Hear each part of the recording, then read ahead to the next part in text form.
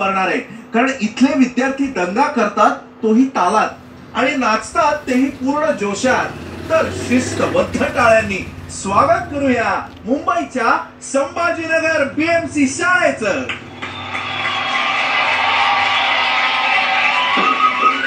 आपल्या समोर सहर्ष सविनय सादर करीत आहोत महाराष्ट्रातील गडचिरोली जिल्ह्यातील गोंड आदिवासी लोकांचे रेला नृत्य.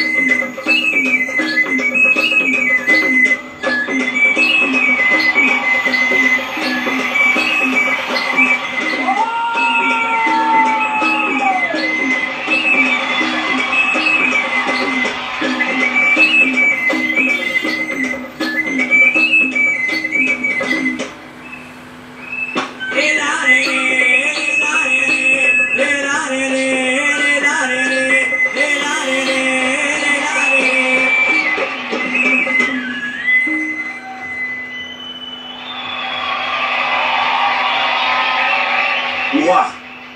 तर पुनवाताई, फोक सारखा दुसरा डान्स नाही जिकडे तुमची एनर्जी लागते, जिकडे तुम्ही जीव तोडून नाचता आणि एस्पेशली लाईव्ह तुम्ही वाजवत असताना तुम्ही साथ खूप सॉलिड देत होतात त्यांची. ऑफकोर्स थोडंसं सिंक इकडे तिकडे वाटलं, कारण फायनली हा डान्स इतका कडक आता प्लॅटफॉर्म आहे ना आपला, आणि आपण इतके वरच्या दर्जाचे इकडे डान्स बघतोय आपल्या डान्स महाराष्ट्र डान्सवर, की तुमचं थोडं इकडे तिकडे सिंक पण आता इथे बघितलं जाणार.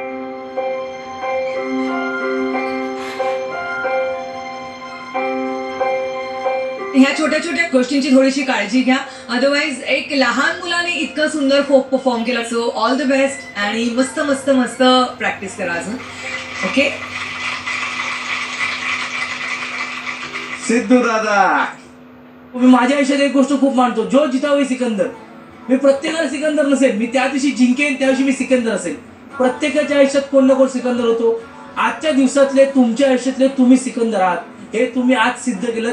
तुम्ही सगळे कामाला नाचलात आणि मला हे करावंसं वाटतं, मी ते करणार आहे. I love you.